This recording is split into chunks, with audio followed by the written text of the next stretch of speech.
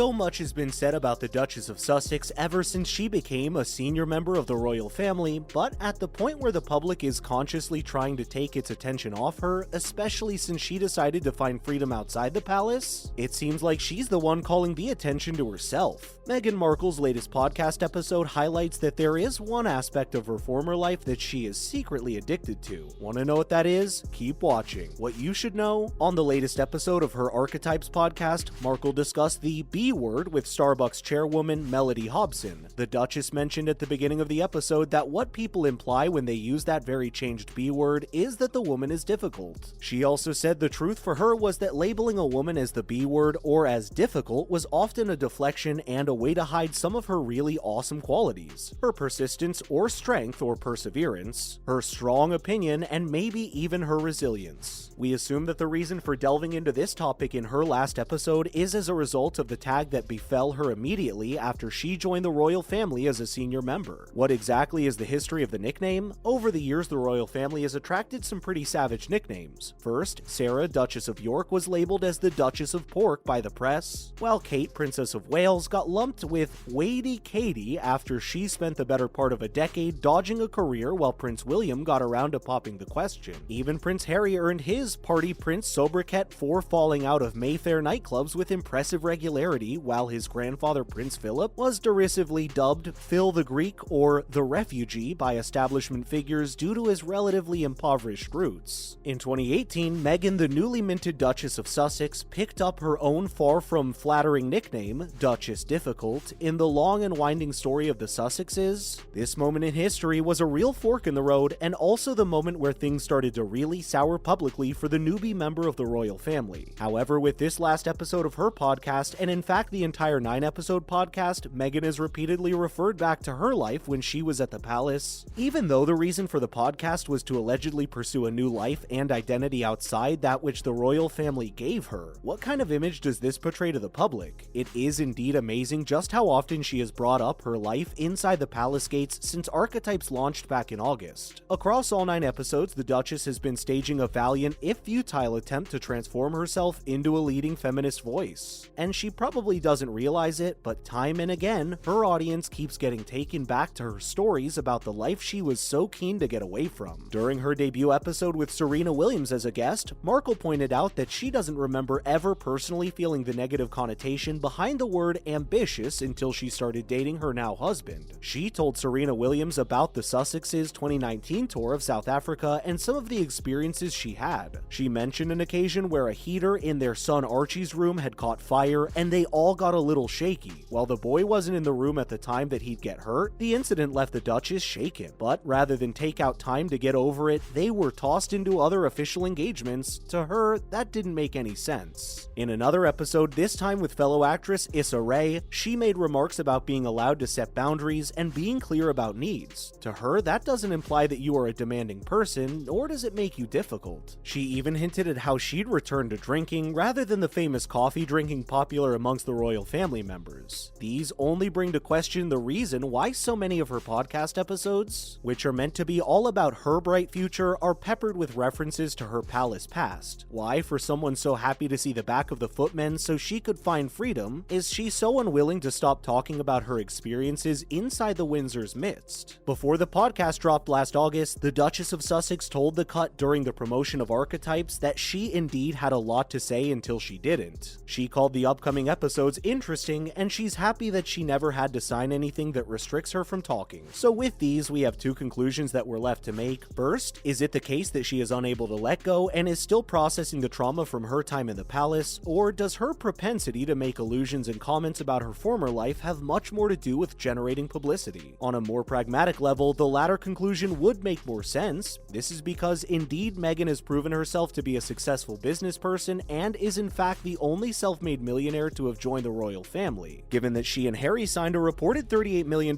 deal with Spotify back in 2020, they obviously need to deliver, and some headline bait strewn about the place, either on purpose or not, must surely only help. Whether consciously done or not, the Sussexes' post-palace brand is still firmly built on their status as part of the king's family rather than their new and flamboyant lives that they are reportedly living. With these, it makes it easier to assume that the dear Duchess of Sussex is still secretly addicted to her former former life and probably isn't ready to let things go as she'd earlier presumed. And what does the public have to say about this? Well, a lot more than you can imagine. Stay tuned to this video to know how that turns out. Meghan Markle blasted over Duchess' difficult line. US journalist Megyn Kelly has ripped into Meghan Markle after the royal's latest podcast episode about difficult women. She branded the royal clueless after the former Suits actress said the word difficult is used to gaslight strong women. During last Wednesday's episode of GB News Dan Wooten Tonight, Sky News Australia contributor Kelly said the 41-year-old's argument was irrelevant. She said that she wouldn't necessarily call Markle the B word, but she would definitely call her the C word, which in this regard represented clueless. According to her, Markle is utterly clueless, and she was so sick of her off-point irrelevant musings about her non-problems. The former Fox News presenter pointed out that more than 100,000 homeless people are living in California where Meghan resides, and the homicide rate had reached an all-time high in the past 15 years. She fumed at how Markle thought people would give a damn if someone was calling her the B word or difficult. Instead, she suggested that Markle should stop complaining and start showing some gratitude for what appears to be a very beautiful life of which she finds nothing to celebrate. Continuing her rant, the outspoken broadcaster said, quote, "We don't care, shut up. Stop talking about yourself and show some humility and gratitude." The TV personality went on to criticize archetypes as a big platform that Meghan only uses to talk about herself. It'll interest you to know that this isn't the first time that Miss Kelly is blasting the Duchess. In fact, she has been a frequent critic of Meghan Markle. Just last week, the journalist slammed Meghan's podcast after she opened up about the crushing guilt she feels while being a mom in the public eye. Quote, "I love that she's trying to do the 'I'm just like you, I make breakfast for my 2 kids and I get them off to school,' she told Sky News' Paul Murray Live. Hello, that's called motherhood, shut up," she reported. In Kelly's opinion, most people don't run around looking for credit for being mothers. It's what people do when they have children. Last month again, Miss Kelly ripped into Meghan's claims she felt objectified as a bimbo when she worked as a briefcase girl on the US TV game show Deal or No Deal. Kelly thought that it was a laughable notion that she did not know what she was getting herself into when she took a job in which the briefcase girl's only mission is to look tan, wear false eyelashes, and wear a skimpy, shiny dress while opening a suitcase. In her opinion, she knew exactly what she was getting herself into on that job, and it was no surprise to her that they wanted her to look as good as possible while doing it. Kelly also questioned why Markle was trying to con the public now, especially when it was obvious that she enjoyed it. Quote, "She loved every minute of it. She wanted to be objectified. She wanted the adulation just like she still wants it to this day," Kelly strongly opined. Well, there you have it. What do you think about Meghan Markle's podcast episodes and message to the public? Do you agree with Megyn Kelly's opinion on the matter? Let us know in the comments. Don't forget to like, share, and subscribe to this channel to get similar content when they drop. Thank you so much for watching. See you in the next video.